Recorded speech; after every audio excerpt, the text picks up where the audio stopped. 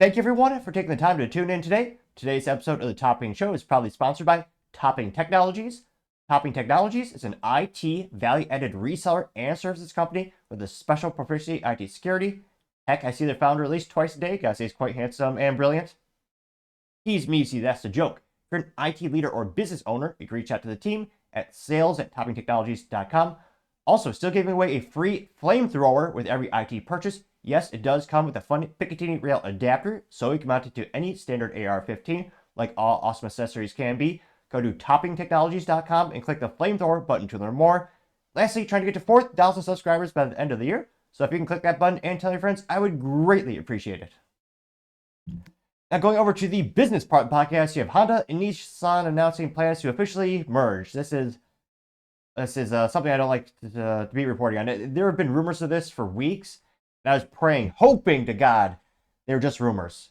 And Soichiro Honda might not shoot, his legacy might be tarnished by saving, well, what's the nice way of saying? So you have a thoroughbred horse compared to a dilapidated donkey, Nissan, which they've been in trouble for decades. Before we dive into the article, I actually just read a great book about Carlos Fawn.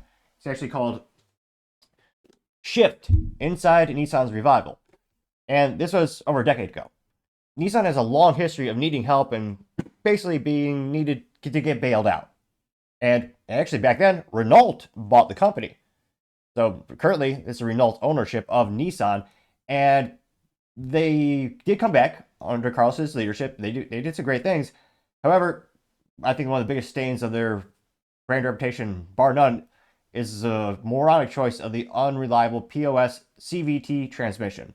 So if you got an Altima, I'm sorry, but in all seriousness, if you got one, there's a high propensity that the transmission would break, and your car would subsequently be worth a fraction of what it was really worth. That, in combination to Nissan credit giving anyone with a pulse basically extended credit, meant that they were the bargain brand of the Japanese automobile market and offerings.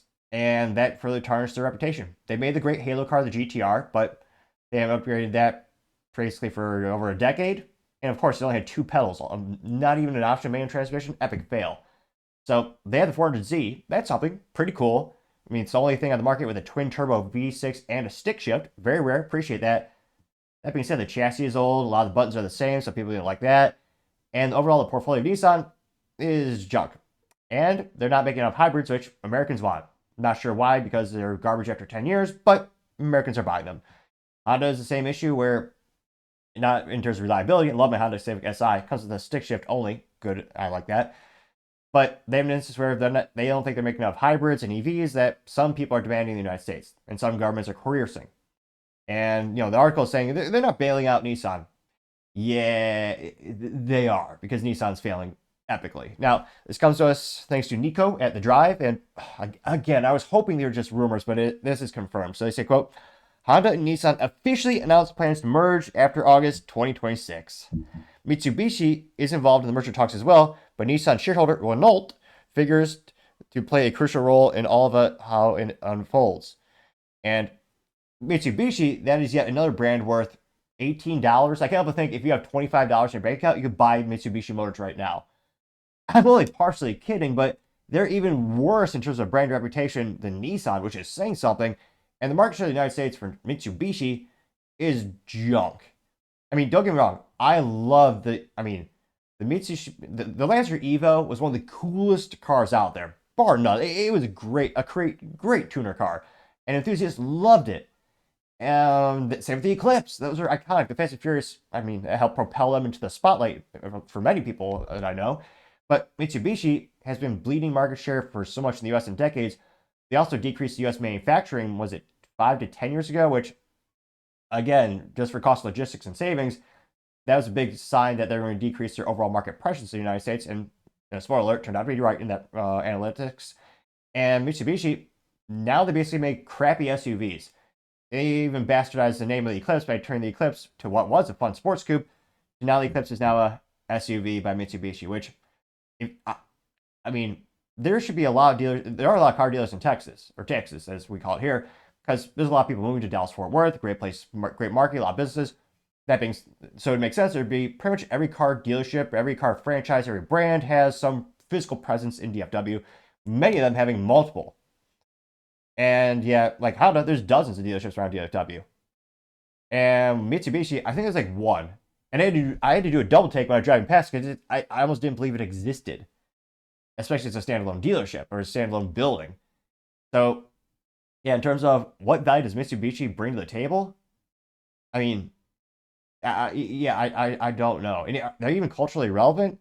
Last quick joke, I remember watching King of the Hill way back ago. I mean, Hank Hill's father, Cotton Hill, was selling his World War II memorabilia, and he was selling it to a gentleman, and he was about to load it up into a Mitsubishi SUV, and he goes, "Hey, I just loaded the canoe onto the Mitsubishi."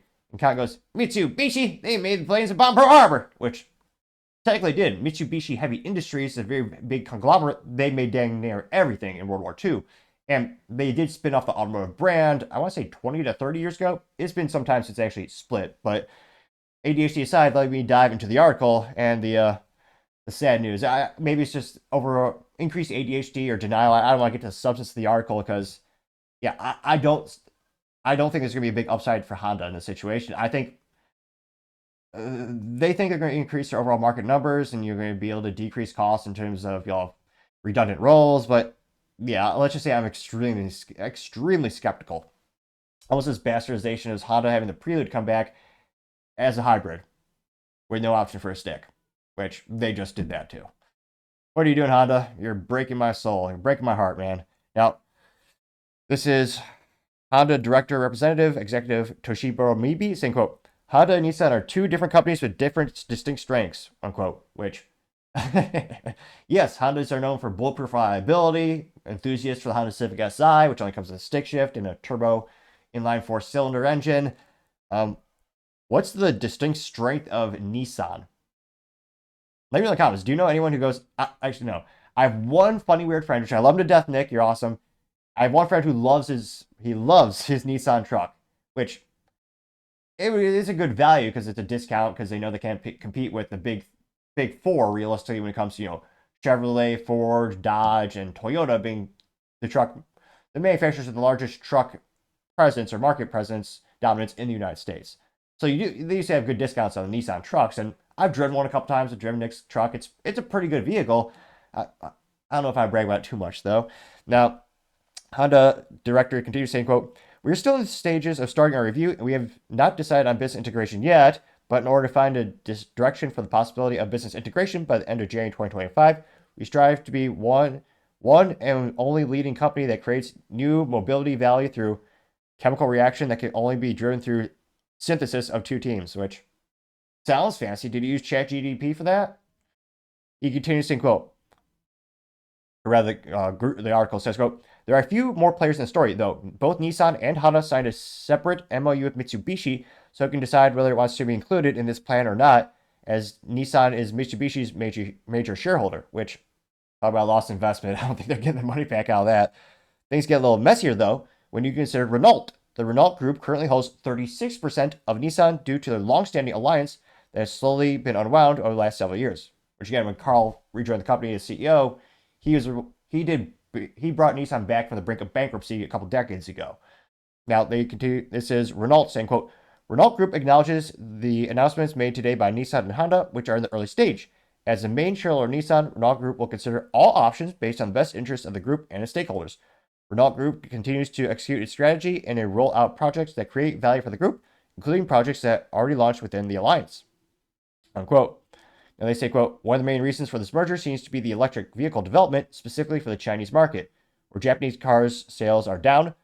They say joining forces will allow Honda and Nissan to pool their resources, split development costs, and ideally offer more competition. Affordable EVs in China, the world's biggest EV market," which, again, 20 years ago, China was one of the best automotive markets. And I talk a lot of smack, and as you might say, talk a lot of smack about General Motors for their overall ineptitudes and low quality builds. But they were pretty good in terms of getting out in front and being one of the first major automobile manufacturers to expand into China and have a big market share. Over there, for a while, Buick was one of the most best respectable brands. I mean, it was known for luxury over China. But again, every car company has been struggling in China except for the Chinese-based BYD. They're overwhelmingly taking the market in China and all the knockoff vehicles there as well. I mean, if China respected intellectual property and patents, maybe there'd be some option for these companies to get real market share in China. But if that's your, Hail Mary thinking how you can do better as a company and really going to expand your sales, I don't see how it's going to work.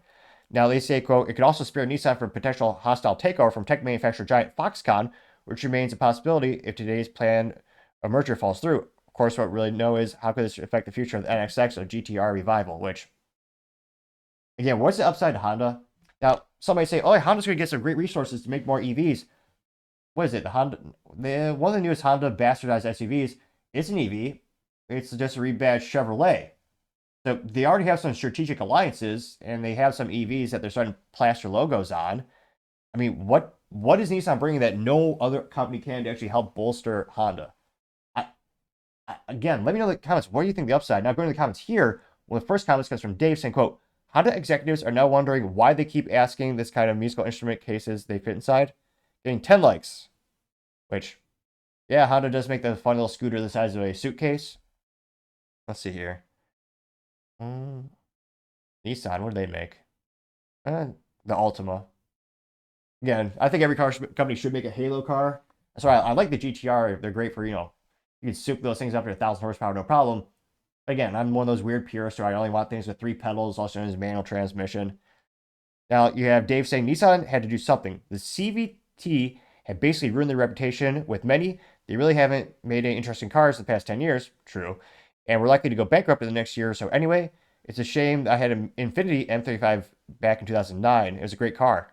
Which, yeah, it's funny. Some of my friends, we just will forget that Infiniti even exists, which is the luxury brand of Nissan, just like how Honda has Acura, Toyota has Lexus, General Motors has Cadillac. I mean, every company worth their salt has their main division, then they have a luxury division or performance division, or brand in this case. But yeah, with Infiniti, their sales keep crashing like a rock every year. It's up to the point where I almost wonder if they lose money on that division. Now, Big Red One says, quote, and I still don't know why Honda stands to gain from this. Outside of maybe being able to rebadge the Aria, their once deal with GM and the Prologue series. That's what it's called, the Prologue, which kind of an uninspiring name to me.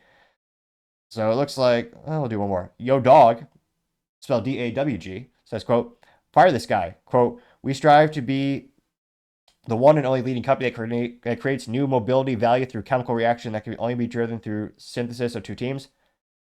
Unquote. Hire someone who doesn't talk out of his ass. Getting 12 likes, which, yeah. Because, again, what is the upside of buying Nissan? Again, I'd love the 400Z. If I won the lottery, I had unlimited, giant warehouse where I could get a bunch of cars, I'd probably get a 400Z. It's a fun little coupe.